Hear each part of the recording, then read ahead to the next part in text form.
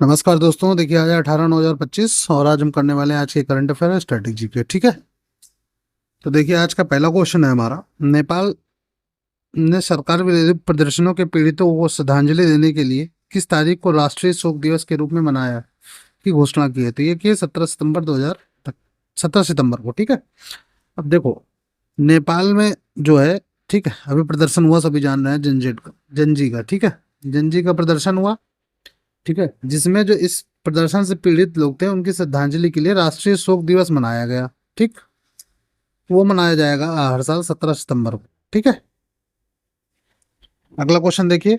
केंद्रीय गृह मंत्री अमित शाह ने किस शहर में भारत के सबसे बड़े और अत्यधिक आधुनिक खेल परिषद का उद्घाटन किया है? तो ये अहमदाबाद में किया है। किसने किया है? गृह मंत्री अमित शाह ने। ठीक है, काहे का उद्घाटन किया है? सबसे बड़े और अत्याधुनिक खेल परिसर का। ठीक है, ध्यान रखिएगा, इस से 3 क्वेश्चन बन रहे हैं। ठीक है, अगला क्वेश्चन देखिए। फ्रीडम एज सैन्य अभ्यास का आयोजन संयुक्त राज्य अमेरिका, दक्षिण कोरिया और किस देश द्वारा संयुक्त रूप से किया जाता है? तो जापान। तो फ्रीडम एज सैन्य अभ्यास, ठीक है, ये किन किन देशों को होता है?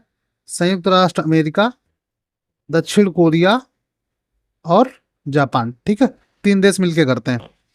अगला क्वेश्चन देखिए। केंद्रीय गृह मंत्री अमित शाह ने कहा anti narcotics task force ANTF anti narcotics task force प्रमुखों के दूसरे राष्ट्रीय सम्मेलन के उद्घाटन सत्र को संबोधित किया है? तो ये नई दिल्ली में किया है। ठीक है, काहे का काहे का उद्घाटन सत्र को संबोधित किया है? एंटी नारकोटिक्स टास्क फोर्स के प्रमुखों के दूसरे राष्ट्रीय सम्मेलन को। ठीक है, किसने किया है? केंद्रीय गृह मंत्री अमित शाह ने। ध्यान रखिएगा। हाल ही में भारतीय नौसेना की समुद्री सुरक्षा मजबूत करने के लिए कौन सा स्वदेशी युद्धपोत का अपने बड़े बेड़े में शामिल किया है? तो एंड्रोथ को शामिल किया है। ठीक है, किसको शामिल किया है? एंड्रोथ को। ये क्या है? युद्धपोत है। युद्धपोत है। ठीक है, किसने शामिल किया? भारतीय नौसेना ने। ठीक, अगला क्वेश्चन देखिए। जुलाई 2025 तक पूर्वोत्तर भारत में कितने किलोमीटर लंबे राष्ट्रीय राजमार्गों का निर्माण किया गया है? तो ये 16,207 किलोमीटर किया गया है। ठीक है, कहाँ पे किया गया? पूरे भारत में, पूर्वोत्तर भारत में केवल। ठीक है ना, कितना है? 16,207 किलोमीटर। क्या है? राष्ट्रीय राजमार्ग। अगला क्वेश्चन देखिए। अगस्त 2025 में थोक मूल्य सूचकांक WPI आधारित मुद्रास्फीति बढ़कर कितने प्रतिशत हो गई? तो 0.52%, 0.52% हुई है। ठीक है, अगला क्वेश्चन देखिए। भारतीय नौसेना जहाज कदमत अपने 3 महीने की तैनाती के हिस्से के रूप में एक सद्भावना यात्रा के लिए 15 सितंबर 2025 को किस देश पहुंचा? तो ये फिजी पहुंचा है। ठीक है, कौन सा जहाज है? कदमत जहाज है। ठीक है, 3 महीने की तैनाती के लिए। ठीक, 15 सितंबर 2025 को फिजी पहुंचा है। ठीक है, अगला क्वेश्चन देखिए। हाल ही में असम और पूर्वोत्तर भारत के कुछ हिस्सों में कितने तीव्रता का भूकंप आया? तो 5.8। ठीक है, हाल ही में किस देश में सविता भंडारी को पहली महिला अटॉर्नी जनरल नियुक्त किया गया? तो नेपाल में किया गया है। ठीक है, नेपाल में अभी जो जनजी का प्रदर्शन था उसके बाद में इनको किया गया है पहली महिला अटॉर्नी जनरल। ठीक है, पहली महिला। क्या नाम है इनका? सविता भंडारी को। ठीक है, अगला क्वेश्चन देखिए। पीएम विश्वकर्मा योजना वर्ष 2023 में किस तारीख को भारत सरकार द्वारा शुरू की गई थी? तो ये की गई थी 17 सितंबर को ही। ठीक है, कौन सी योजना है? पीएम विश्वकर्मा योजना। ठीक, ध्यान रखिएगा। वर्तमान में केंद्र सरकार द्वारा कितने चिन्हित जिलों में नशा मुक्त भारत अभियान NMBA चलाया जा रहा है? तो ये 372 जिलों में चलाया जा रहा है। ठीक है, 372 जिलों में नशा मुक्त भारत अभियान चलाया जा रहा है। ठीक, अगला क्वेश्चन है। भारत में सकल घरेलू उत्पाद GDP की उत्सर्जन तीव्रता वर्ष 2005 से 20 के बीच कितने प्रतिशत कम हुई है? तो ये 36% कम हुई है। ठीक है, GDP की उत्सर्जन तीव्रता जो है 2005 से 2020 के बीच में पूछा गया, तो कितना हुआ है? 36% कम हुई है। अगला क्वेश्चन है। हाल ही में किसको नई दिल्ली स्थित अखिल भारतीय आयुर्वेद संस्थान AIIA का नया निदेशक नियुक्त किया गया है? तो ये किया गया है प्रोफेसर प्रदीप कुमार प्रजापति को। किसको? प्रोफेसर प्रदीप कुमार प्रजापति को क्या नियुक्त किया गया है?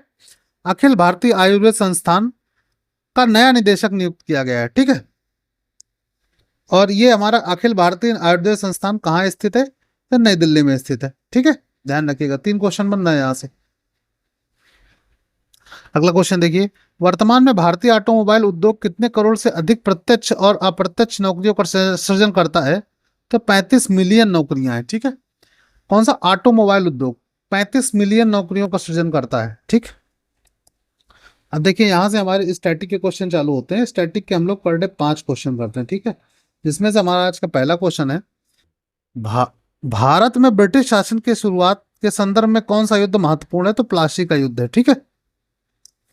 अगला क्वेश्चन देखिए, भारतीय संविधान की कौन सी अनुसूची राज्यसभा में सीटों का आवंटन को संबंधित है? तो ये चौथी अनुसूची है, ठीक। किस दर्रे से होकर सतलज नदी भारत में प्रवेश करती है? तो सिपकी ला दर्रा है, ठीक है। सिपकी ला दर्रा जो है, जिससे प्रवेश करके सतलज नदी भारत में प्रवेश करती है, ठीक है। अगला क्वेश्चन देख लो, किस इतिहासकार द्वारा समुद्रगुप्त को भारत का नेपोलियन कहा गया है? V.A. स्मिथ द्वारा कहा गया है। किसको? समुद्रगुप्त को क्या कहा गया है? भारत का नेपोलियन, ठीक। किसके द्वारा कहा गया है? V.A. स्मिथ द्वारा, ठीक है। आज का आखिरी क्वेश्चन है हमारा, राज्यों में संवैधानिक तंत्र के विफल होने की स्थिति में किस अनुच्छेद के तहत राष्ट्रपति शासन लगाया जाता है? तो 356 के तहत। राष्ट्रपति शासन कितने में लगता है? अनुच्छेद 356 के तहत, ठीक है। तो आज की करंट अफेयर क्लास हमारी यहाँ खत्म होती है। ये PDF मैं अपने टेलीग्राम चैनल पर डाल दूंगा, ठीक है। वहां से आप टेलीग्राम ज्वाइन कर लीजिएगा। बाकी अगर आपको ये वीडियो पसंद आया हो तो प्लीज इस वीडियो को लाइक करिए, अपना एक वैल्यूएबल कमेंट जरूर छोड़िए, ठीक है, जिससे हमें भी पता चले हाँ आपको कुछ समझ में आ रहा है या नहीं आ रहा है। और हमारे चैनल को सब्सक्राइब करिए, ठीक है। मिलते हैं अगले वीडियो में, तब तक के लिए टेक केयर, बाय बाय।